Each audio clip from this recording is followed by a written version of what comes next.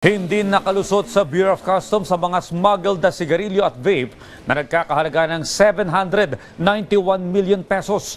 Nakumpiska ang mga kontrabando sa Manila International Container Port nitong weekend. Si Denise Osorio sa detalye. Kahon-kahon ng smuggled na sigarilyo at vape ang naharang ng Bureau of Customs nitong Lunes sa Manila International Container Port. Pumapalo sa halos 800 million pesos ang halaga ng nakumpiskang smuggled products. Ayon sa Bureau of Customs, nakumpiska ang mga kontrabando mula sa tatlong 45-footer container na walang permit to import. Nabistong misdeclared ang mga produkto dahil mali ang quantity na nakalagay sa manifesto. 3,845 master cases ang declared pero 4,215 ang actual quantity ng master cases. Dapat detalyado ang pag-declare ng mga pumapasok na shipment. Po in general, kagaya po pag dineclare nyo po sila ng appliances, hindi po pwedeng ganon. Pag dineclare nyo upuan, maaari po itong plastic, bakal, kahoy.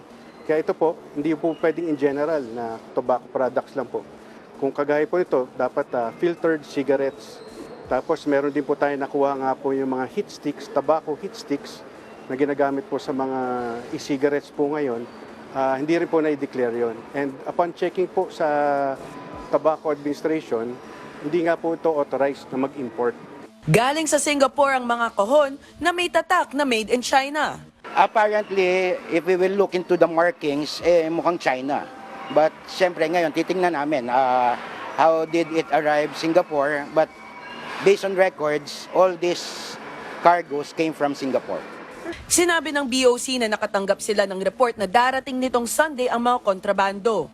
Dito hinanda ng BOC ang alert order upang mabuksan agad at ma-inspect ang laman.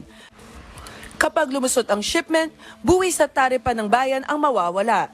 Peligroso rin ito sa kalusugan ng mga consumer. These are unregulated products.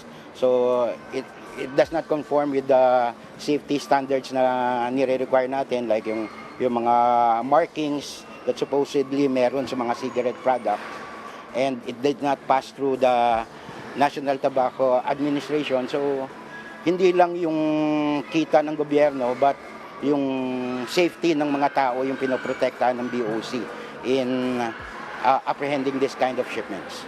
Hindi na sinabi ng BOC kung kanino ang shipment, pero tuloy ang kanilang investigasyon para sa mga kakasuhan. Nakatakdang sirain ang mga produkto sa pamamagitan ng pagsishred o pag-condemn. Gagawin ito sa harap ng iba't ibang ahensya ng gobyerno. Denise Osorio, para sa Pambansang TV, sa Bagong Pilipinas.